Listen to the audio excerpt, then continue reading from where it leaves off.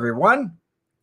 Today is April 7th, 2025, and I am Red We Met.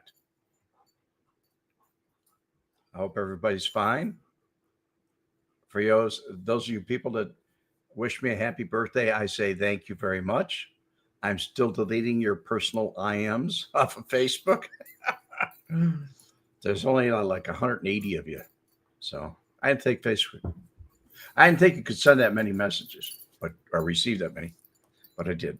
Thank you, one and all, that took time.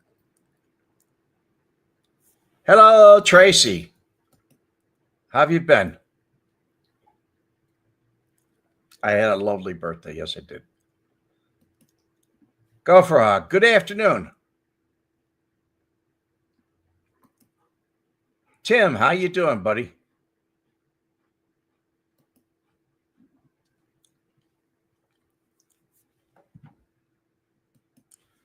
Kirby. Hello from Antioch, Illinois. That's up by Wisconsin. I'm familiar with that area.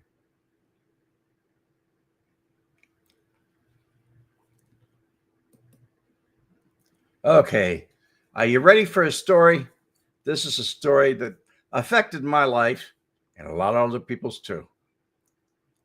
First of all, I'm going to preface it by saying I've never had anything stolen from me that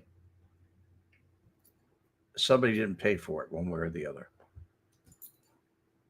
And on the porn shop, the one guy that robbed me, he went to prison, but he took a beating too. It was bad for him. Wasn't bad for me. I just told every cop that was standing around looking at porn magazines, I'll give you $1,000 for every bullet you put in the son of a gun. They brought him back. They didn't shoot him either. Chris 328. Hey, Red, you're welcome. I just wanted to let you know I got your book today in the mail, and I can't wait to read it. Thank you for the inscription. I appreciate it. You're welcome, Chris. You're so welcome.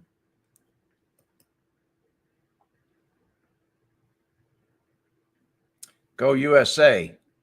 Happy Monday, Red. And everyone.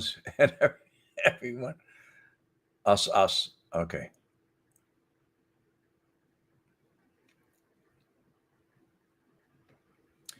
So anyway, after I left Chicago, I moved around quite a bit. I wound up in Palm Beach. I lived in Sarasota for a while, and in the 90s, I moved up to Palm Beach, or over to Palm Beach, and it was different, very different. Sarasota was nice, but it was growing, and the HOAs were coming in, and I lived down by the bay. It was a good piece of property, and I just thought it'd be a great idea if I got rid of it and moved over to the other side, which happened to be Palm Beach County. So anyway,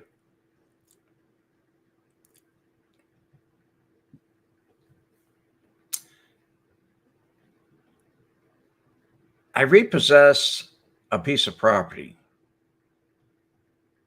that I loaned some money on.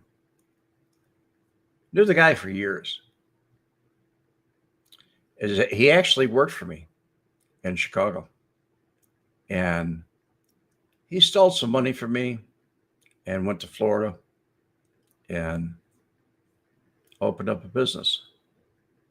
But during the trial of Ken Hansen for the murder of the Peterson Schuessler boys, he was there at the trial, and I ran into him. And he had some things that he just didn't want to be in touch with the public, and I wasn't concerned about him actually causing me any problems. I figured if he did, he'd probably get himself hurt. And he did too. but I loaned him some money, and I took a lien on his property. And what happened was I foreclosed on him when he said he wasn't going to pay me. He said, "You can afford it. I can't." And he missed, like, I don't know how many payments. So bottom line was I took the property, and it just happened to have a stable on it. And he was in the horse business. And I had actually had my own horse there. We had gone to the Ocala horse sales in Ocala, Florida. And while we were at the horse sales, I picked up Arizona. Arizona was an Appaloosa horse. I used him on the thumbnail here. You can see him, his head's not there, but it's over the fence. And actually, I'm petting his head at the time. Somebody else took the picture. I have other pictures of him too, but he was a very unique horse. I got him as a 2-year-old, and he was frisky, and somebody put a lot of work into him. He came from Arizona. He was a cow pony, and a good pony, a good horse. He was about 15 hands high, and a very comfortable horse. He had a problem. The reason I got him so cheap as I did was he had a hoof that was something wrong with it. It was deformed or whatever. And I talked to a horseshoer, and the horseshoer told me he could correct it with corrective shoeing. And sure enough, he did. That horse was so well trained when I got him. I used to be able to yank on the halter, or the bridle, either one, and he'd go down on his knees. And when he went down on his knees, I could swing my leg over the top of him, and then he'd step up. Somebody trained him to do that. I didn't train him to do it. But the horse loved me. Horse was constantly nudging up against me, put his head up against me, rubbing against me. The horse loved me. It was a great horse. Well, I had one horse and a big barn, 18 stalls. And occasionally I used to rent out to people. But I got busy with other things. I kept land for a while.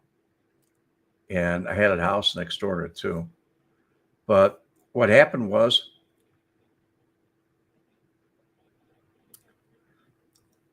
I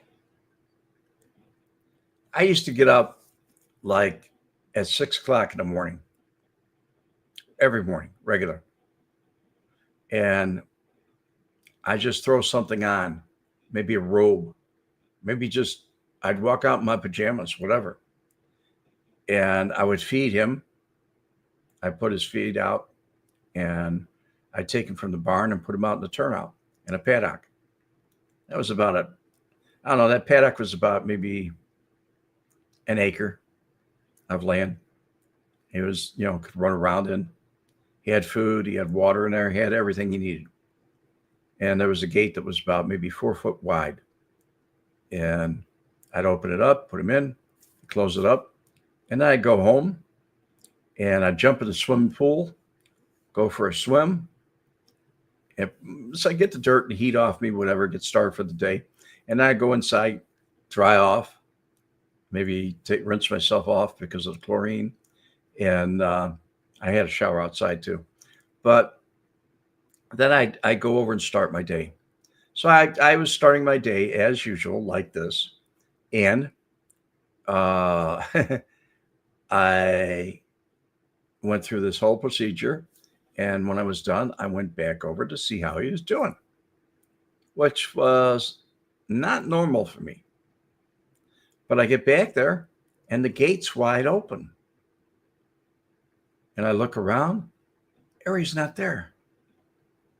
But Aries got a course that he'd probably run up to me. He always used to anyway. I could call him if he was outside anywhere. He could be in a fenced-in area or on the street. If I called him, he'd come to me. He was better than a dog. He was good horse. So what happened was I looked on the ground. I'm looking for footprints in the sand and in the dirt. I don't see any footprints, but the gate is wide open. I smelled a rat.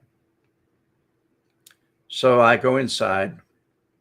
I looked around, and then I got in the car. I looked down the road because I had a dirt road that I lived on. No footprints, nowhere. No footprints anyplace. So I go inside. I drove around the block, big block, and no footprints, nothing. So what I did was called somebody. I called a couple people. The one guy I called used to own the property, and he knew me from Chicago. And he was really deathly afraid that I would jump to the conclusion that I stole or he stole my horse. And he come running over, got in the car, came straight over. Didn't have a car, he had a big truck, Super Duty, with a fifth wheel on it. He used to haul. At any rate, during this period of time, nothing happened. He got there. I was suspicious because he jumped on it so quick. We weren't on speaking terms. I just foreclosed on over $100,000 worth of property, and he wasn't happy about it. I took his home, took everything. But he stopped in. He gets on my telephone, and he calls the Florida Department of Agriculture, and he tells them a horse is missing, and it's probably going to be hauled out of state. So they notified all the I-95, I-75, all the interstates, everything that went across the Florida border into Georgia, going north. Because I was south, it wasn't going south. And I really believed, as he told me, he said, anybody, the horse is distinctive. And it had a tattoo on its mouth too, on the inside of its lip. And he said, anybody took that horse is going to get it out of this state before they sell it. They're not going to sell it here because it's too distinctive. You'd find it too easy. So anyway, he called that one, and he called a couple other ones, and I came up with an idea because he left, and I was just sitting there thinking. I drove around for a while. I was looking and looking, wasn't going anywhere. Called a couple of my friends and said, will you help me? They did. They drove around. They looked. There wasn't any footprints. There was nothing. Now, Harry couldn't fly.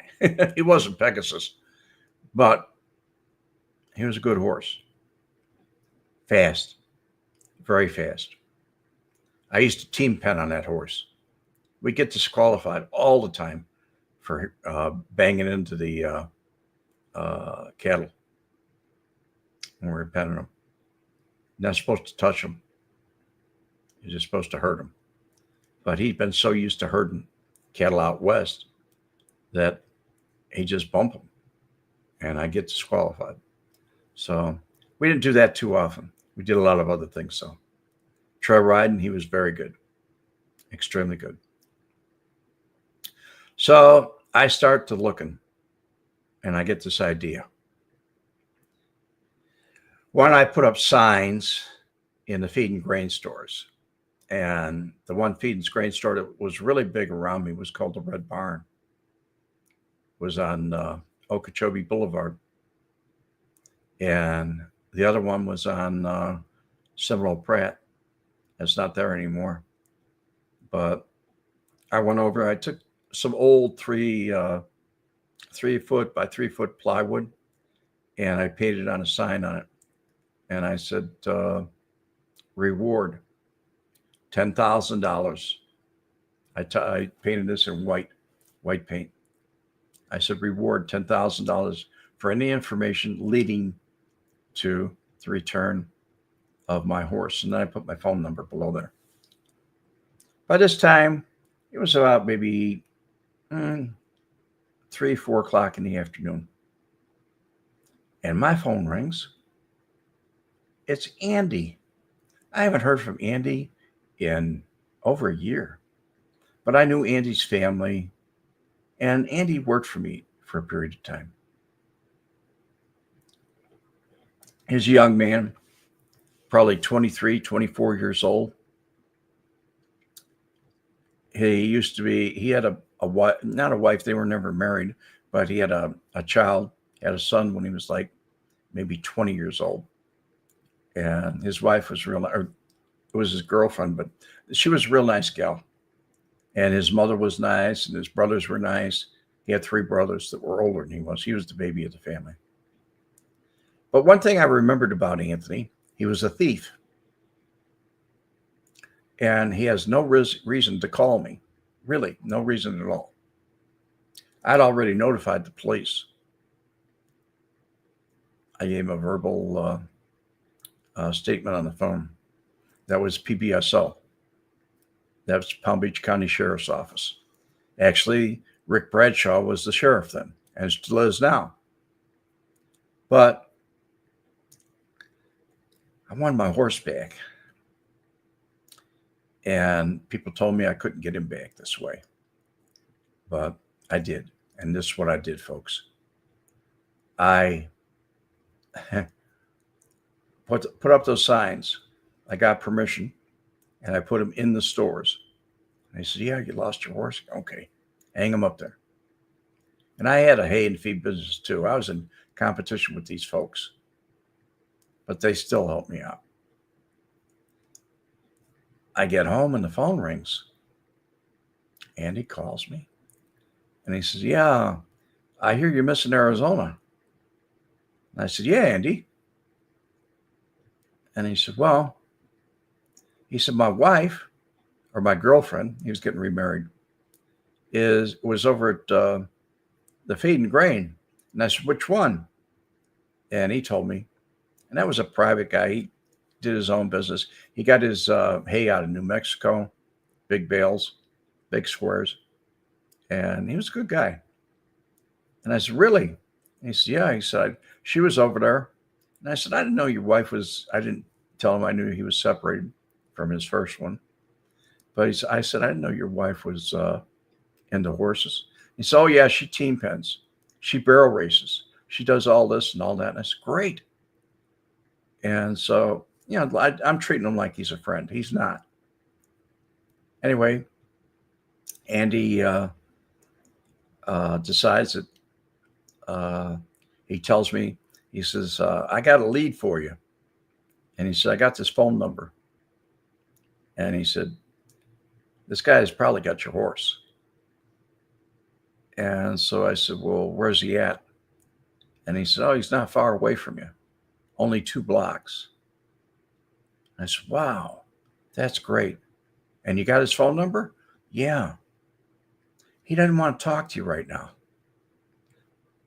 But I'm giving you his number. And so I said, okay. And I called him. This guy answers the phone. And he's drunk. He's been drinking beer. He's an alcoholic. I didn't know it, but he was. I found out after I talked to him for a while.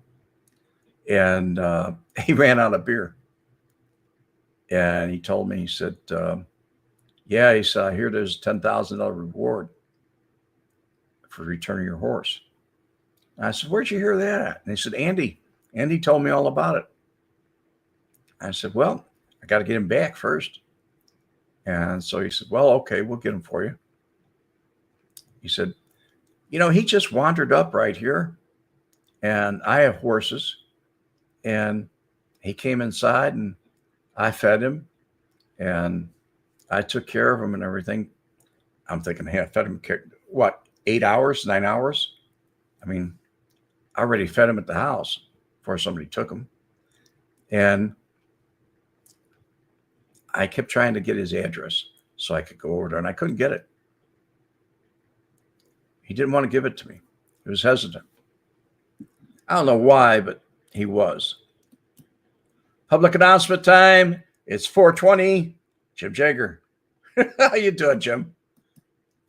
So after talking to this Deputy Doodah for a while, he comes over, or I go over to, I wormed his address out of him. and by geographic, knowing approximately where he's at. And there wasn't many barns in the neighborhood. So I went over there. Lisa B. What year was this in? This was 1998. This happened. 1998.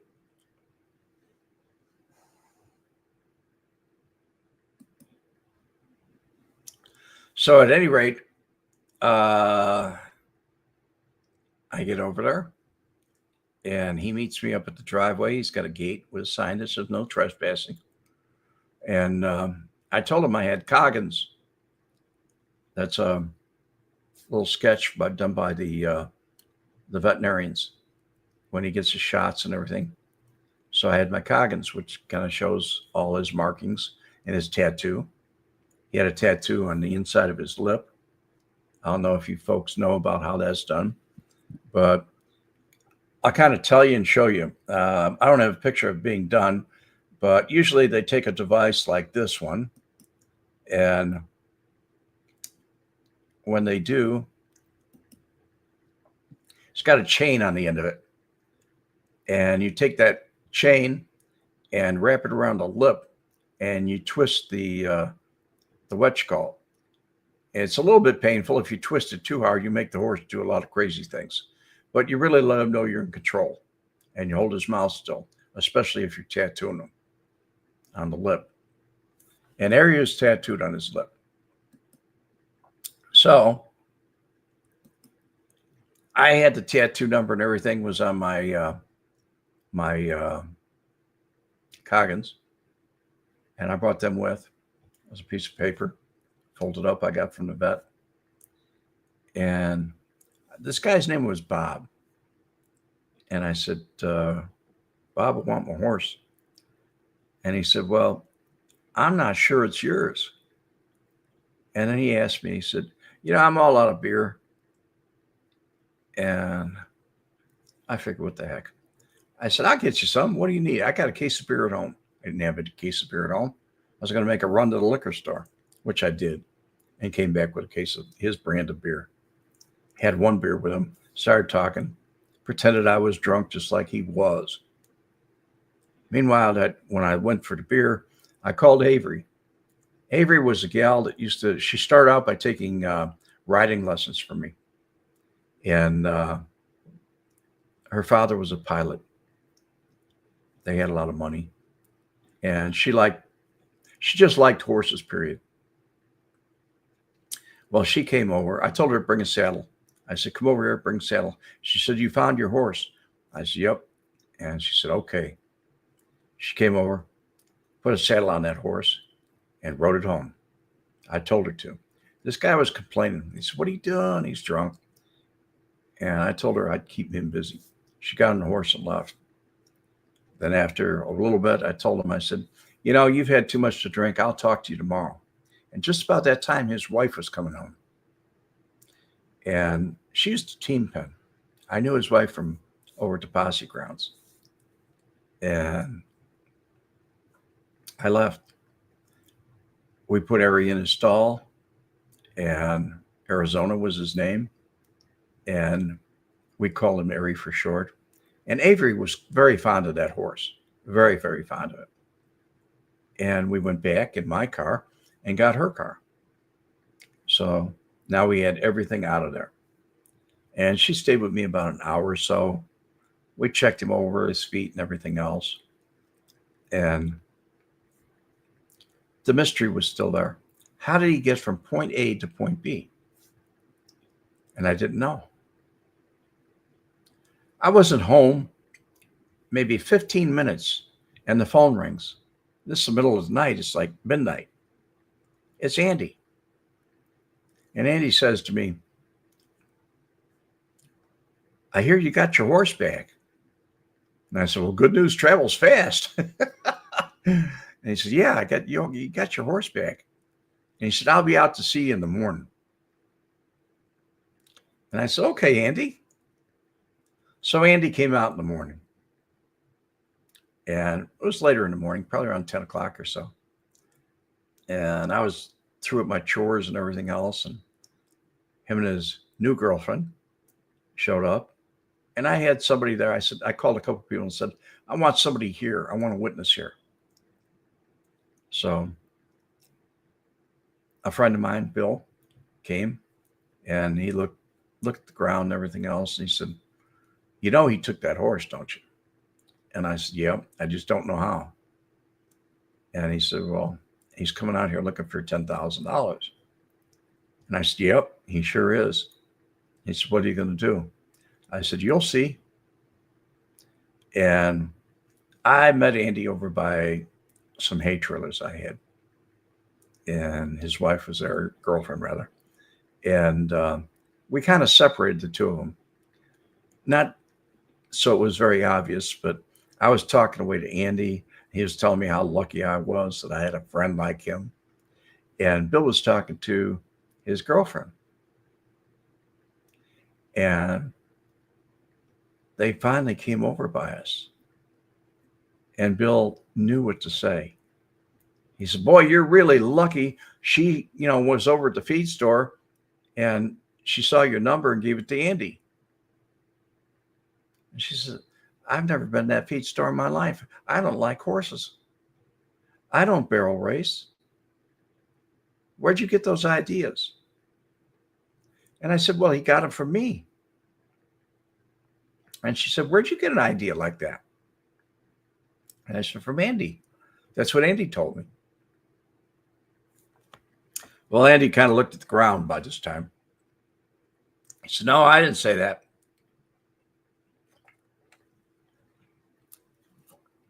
But he did.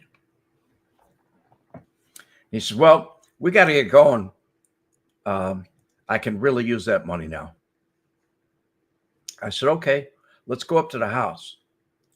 I'll get you the money. So he drove his truck. He had his stolen saddle. He had a big Mexican saddle in the back of the truck. I didn't know it was stolen until later. Andy could never afford a saddle like that. And he was a good rider, very good rider. A good trainer, too. But he stole a lot. So I get him up to the house, got my horse back and everything. And he thinks he's going to collect $10,000. I invite him in the house. And I go over and grab the telephone. We didn't have cell phones then. He had a brick phone. And I didn't like him. But I reached over and grabbed the phone. I'm dialing. I called the police. And he said, what are you calling the police for? And I said, well, I reported the horse stolen. I got to report that I've got him back. He said, well, if you do that, they're going to ask you how you got him back and who was involved. I said, well, Andy, I'm just going to tell him, you called me. I'm going to tell him the truth. Andy turned around, turned green, and just, bam, he was gone. Never heard from Andy again. I called his mother later, and she said he was up in Georgia. He left Florida, never came back. And then I called everybody else, and they asked me how I got him. And I took the signs down. And nobody ever bothered me then, ever. Yes, there were rumors going around that I was going to hurt whoever took the horse. Rumors that I might shoot him or might do something else. One of my favorite tools of the trade at that time for violence was this baby right here. And anybody can tell me what this is, I'd like you to tell me. Because I carried one around most of the time. Carried it in my back pocket.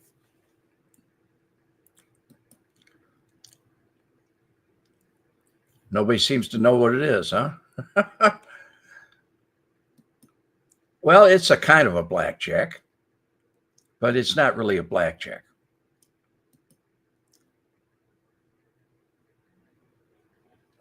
You like that story, Lisa? Well, I'm not done with it yet.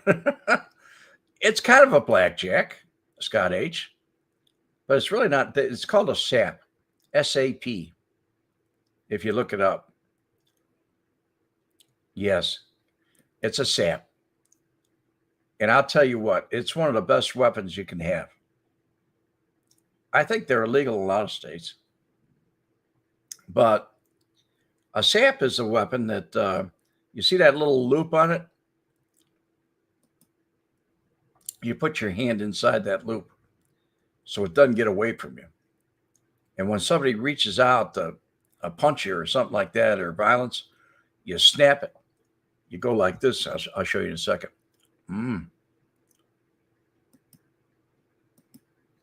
Go like this. Just snap. Hit them on the knuckles with it. They won't hit you back. Guaranteed. They're going to be walking around like this, holding their hand.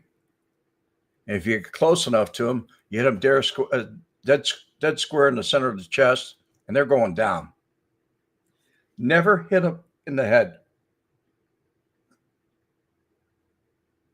There's almost 8 ounces, maybe 10 ounces, depending on the sap, in the end of that. If you hit them in the forehead, you're going to break their skull, and you may kill them. So you never hit anybody in the head. It's great for fists, elbows, hit them on the elbow, knees, joints, and then call the police, and they'll handle it. Nothing's illegal till you get caught. Well, I've walked around with this in my back pocket for many, many years. And some people know I got it. Some people I don't. Many police officers have seen it and never said a word to me because they haven't seen me use it. I've used it maybe 9, 10 times in my life. And every time I used it, it worked. Yeah, bike lock. A padlock and a sock, that works too. But it's a little bit more obvious. The sap is a lot more easy to conceal. And he could have got that sap if he'd got rough with me, but he didn't.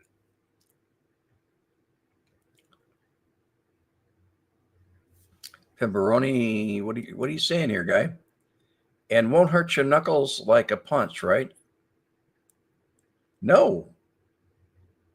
It doesn't hurt anything. It's a spring. It's in your hand. It's leather and lead. And there's a little bit of spring action to it. I've got one sitting right over here. I don't want to put it up because I don't want to get in trouble. But that's what they are. And that's what they're good for. Christina Morris. Red, we need a show on Red's self-defense class. I'm pretty good at my self-defense, even for an old man. Really. I'm really not afraid to dance with anybody younger than me. Some people say that's foolish, but you got to get in real fast and get it over with. You're going to hurt me. And I haven't had anybody knock me down or hurt me in a long time. It has happened, but not in a long time. So,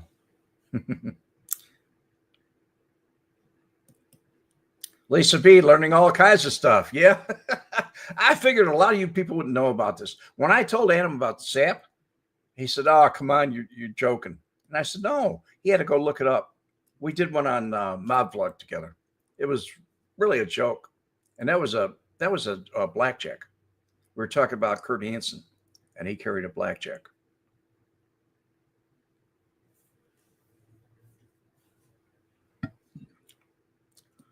Yeah, that works, Kraut. A big lock for locking your Harley with a bandana around it. That's what bikers carry. Some did. Some, when I knew, they just carry a tire iron with them. That's the way it was. Yes, I own some sap gloves. They're leather gloves, and inside the seams, all the way along the knuckles, for people that don't know, Jim, inside the seams on the knuckles of the glove are beads, BBs, and they go all the way up. Let's see, look on this hand. They go all the way up to about here, and they come down. There's BBs in there. And the gloves weigh about 12 pounds a piece. And they're leather gloves. They fit tight, nice and snug. But you put those gloves on and make a fist, and you can punch a hole through a CBC wall, concrete block. You can put a hole in the concrete block wall with it. They work, and yet they fit in your pocket. But you see somebody putting on those guns or those gloves, they're like guns. You might as well go the other direction. It's nothing to see somebody put their hand through a windshield and grab a hold of somebody by the head and pull them out. It happens.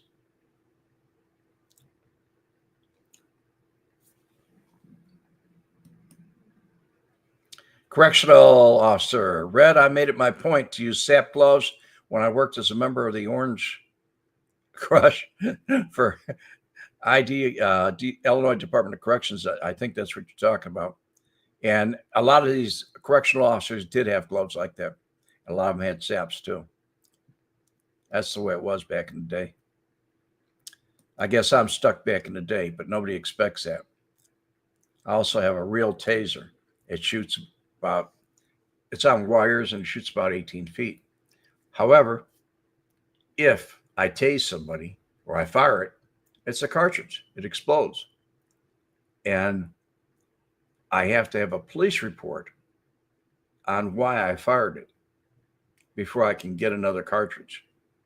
So as a civilian, I'm allowed to own one in Florida. We can have them here. They definitely will make somebody flop like a fish. If you stop somebody in the middle of a crime or invading your home, all you have to do is hold down the little trigger and they will jump. Let off the trigger, they stop. They work real nice.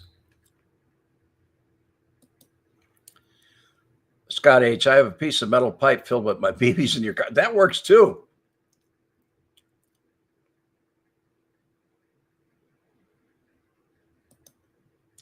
Correctional officer, SAP gloves and quarters added elbows. You put a roll of quarters in there?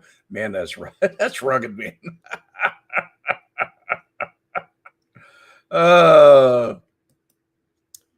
Used to use SAP gloves on cheaters quite often. Well, I would think you don't have to use them on anybody more than once. Yes, though, Tim Peroni, those gloves are lethal weapons. And the SAP is a lethal weapon too, itself. Anything with lead in it doesn't hurt your hands at all. But it'll definitely damage somebody very bad. Very, very bad. But you can protect yourself with it if you know how to. Just like any weapon, you don't have to kill the guy. You can protect yourself. And that works. Every time I've seen somebody that wanted to punch me and I had the SAP, I'd reach in my back pocket, put it, snap, and I'd hit them on the fist. And when they grab their hand like this, oh, it hurts, I'd hit them on the other hand. Now they got two hands they can't hit with.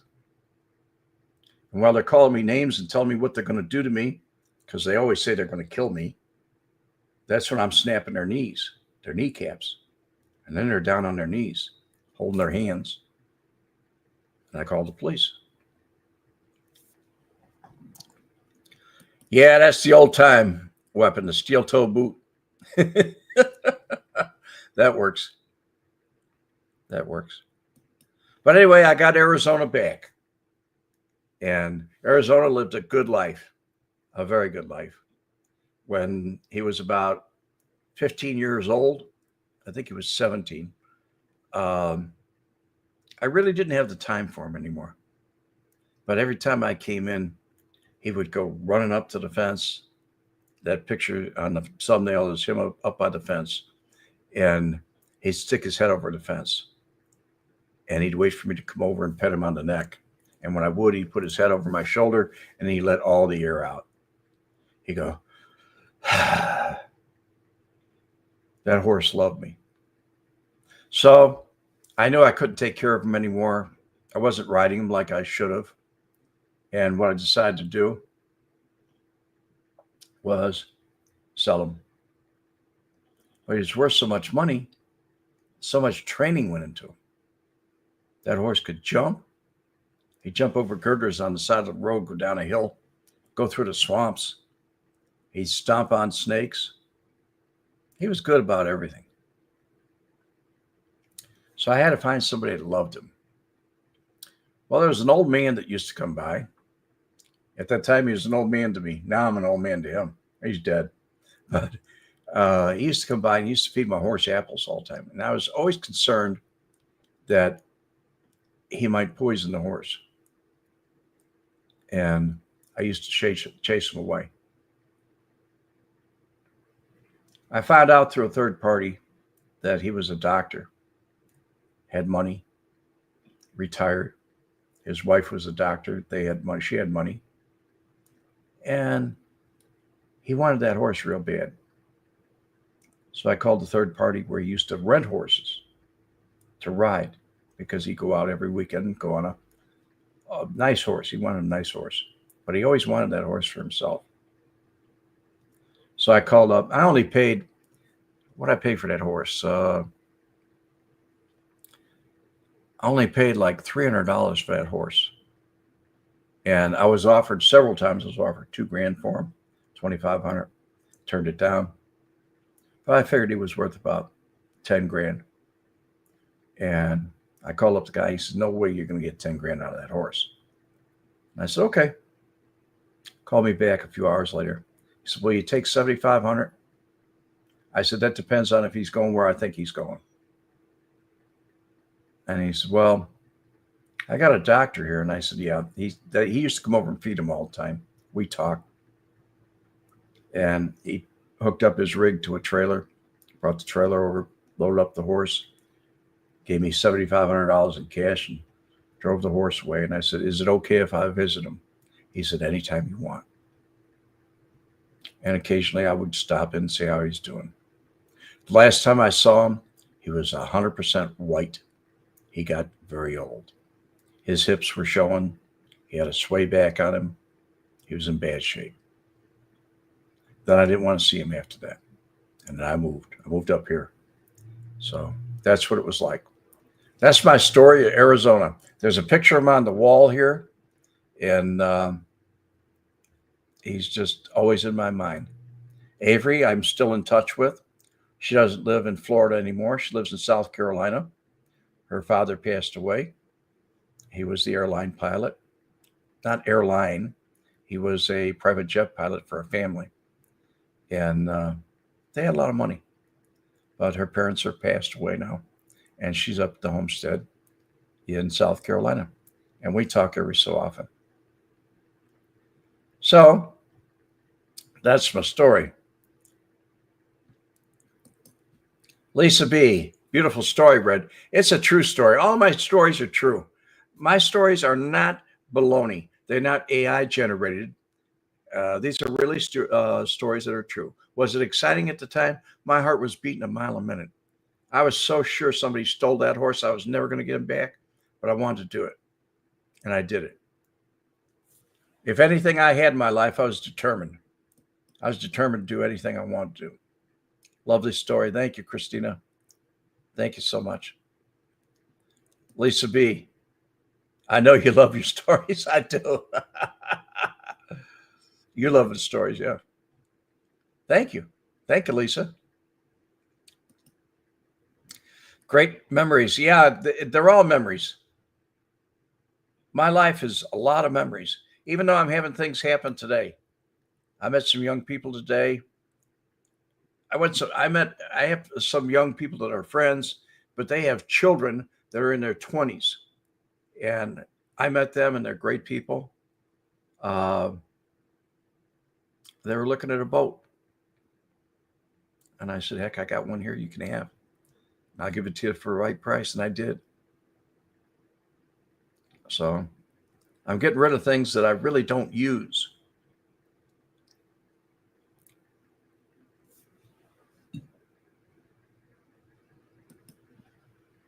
John Wallace, in the Navy, we used a bar of soap and a sock.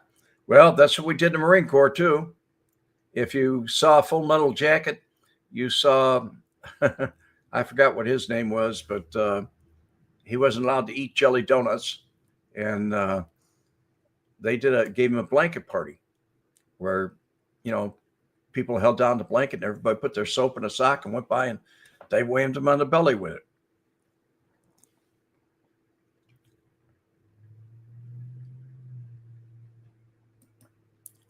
Stoner Boy, just dropped off the train, helping buddies from earlier. On my way back to the car. Thank you, Stoner. Thanks for saying hi, buddy.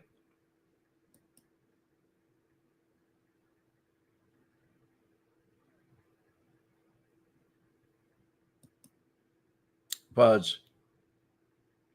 Good going, guy.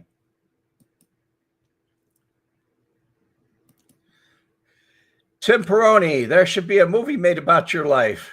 Well, it wasn't born. It never got born.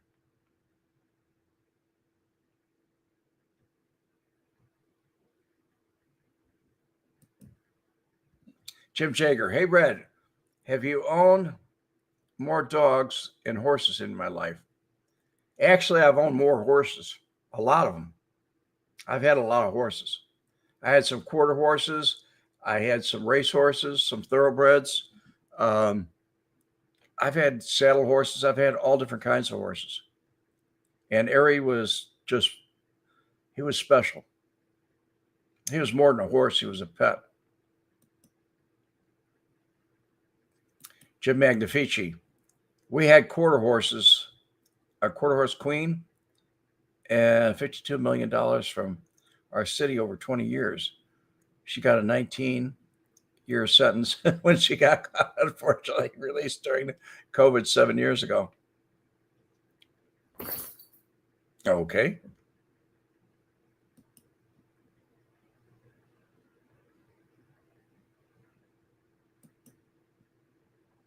Corrections officer. Whenever a chaser was housed, would immediately become housed with a mule. Officers would wager bets on how long the scream would take before their shift. Yeah, that works. It works. Stoner Boy, of course, no problem. It's just really freaking hot right now. No air movement either. Not good.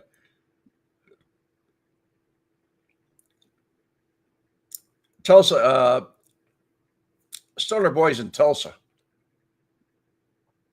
Oklahoma. So I take it you folks have been getting some warm air. It cooled off here today. Yesterday it was in the 90s. It was way up there. Sunday.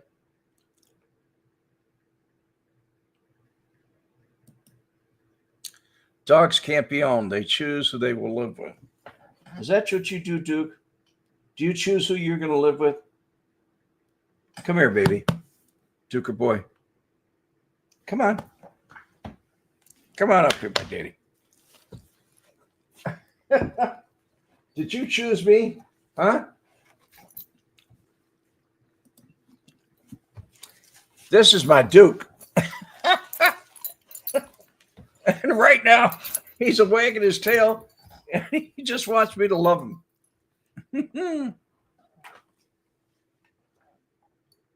This is Duke's ball. And I take Duke's ball, and I toss it, and Duke runs and gets it.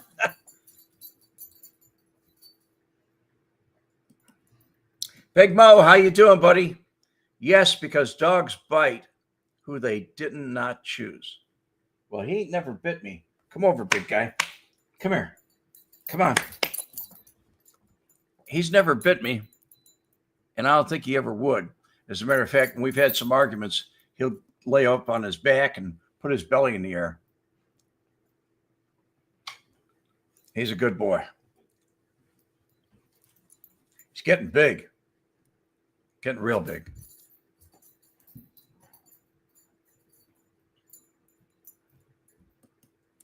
"37 degrees in Chicago." Yes, Mo, I guess I am the chosen one. And I'm lucky. I'm lucky with everything I've had in my life. I got no complaints, guy. I'm very lucky.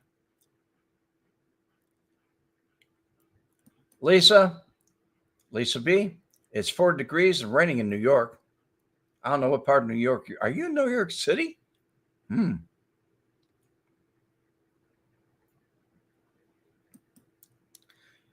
I bet everybody's dog jumped up on the square. Yeah, I wouldn't doubt it either. As a matter of fact, when Duke hears somebody, he's laying over here watching me now. He's getting more civilized. When he hears somebody, his dog barking on TV or on the computer, he jumps up and he looks at the screen and he turns his head sideways. He's cute that way. But he is a big boy.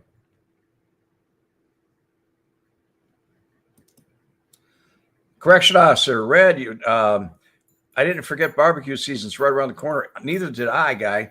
And I have my video of my ugly drum smoker that I made and how I made it. Actually, when I made it, I put it together and everything else. It's in right now. It's in two sections, and I got to finish it up and upload it. That's an upload. That's not a live, but I'm going to do it. It's definitely. I don't know if you know what an ugly drum smoker is, correctional officer or anybody else, but it's an old 55-gallon drum that's made out of steel, and you burn it out to make it clean. After you burn it out and everything, you scrub it out, and you put a burn basket on the bottom. You make them. I'll show it to you when I show it to you if you don't know. But it's you put your grate in there, and then you put your top on, and you can either smoke or leave your grate off the top and just barbecue. It's great for ribs. It's great for everything. I like to smoke it. I'll put wood chips in there. I'll take some hickory wood chips or some maple wood chips. Any hardwood works, and I'll water them down a little bit and put them in the bottom on the coals, and it just smokes them up in there. There's a thermostat on the side which tells you what the temperature is and everything else. It's like a grill, except it's a big drum, and it's ugly, but it works fine. It really does. Thank you, Jim Jager. Hit that like button, folks. Yes, I need all the help I can get. Really, thank you, folks. Thank you so much, Jim. The Kraut. Red, our dog would react when Duchess would get vocal. Yes, and she did get vocal. This guy doesn't really bark that much. He's got to see something he doesn't like and something else.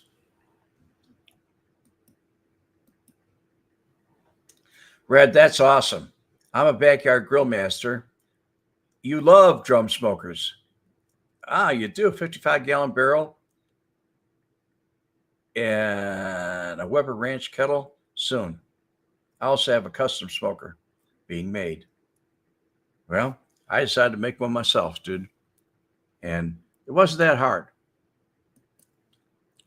The paint on it, on the outside, I painted mine gold and black. Some of the things that are in it are just painted black, but the actual body of the drum is gold in color. I used copper tone paint, heat paint, same kind you use on an engine. So it's never gonna, turn color on me. Ugly drum smokers are charcoal, but you don't use the same amount that blows in the wind. It's a little bit different. It goes in a basket down the bottom. I had a basket made up for me. One of my buddies is a welder, and so he fabricated one for me. It's a little 12 by 12 box, and then there's holes in the bottom of the drum that let air come in. They're 1-inch pipes with a valve on it, each one, and they let the air come in underneath, and it comes out through the top, and it's a convection type thing. They're really good. Works very good. I like them. What kind of wood do I use? I like. There you go. I can't get apple wood here. Pecan, I get plenty of pecan. We got pecan trees everywhere, and cherry wood, I can get that too. But I do use hickory. I will smoke with hickory. I'll smoke with maple. I like hickory. Matter of fact, I smoked a couple of hams and bacon with hickory, and they came out fine, very fine. Then I put them on the meat slicer. Mm. The kraut, no pine, no pine. Pine's got sap in it. Tastes terrible. Would never do that. Correction officer, Red, I'm going to build a cinder block pit for my backyard. Well, we don't have cinder blocks. They don't call them that here. We call them concrete blocks. And I don't care if you get them from the lumber yard or if you get them from Home Depot or if you get them from Lowe's. They're still called concrete block. And you got your pig picking party, and I'm invited. Thank you. Thank you, buddy. Actually, you can do a pig. I'll take a ham and throw it in there. And not a ham like you buy at the store. It's like the backside of one leg of a wild boar. I'll butcher it, and I'll take that meat, and even on the hoof, on the leg, after I dress it up and everything, and I'll cook it that way. It comes out good. A lot of pulled pork in there, I'll tell you that much. Anybody likes pulled pork with, I use Baby Ray's barbecue sauce, but it works out pretty good.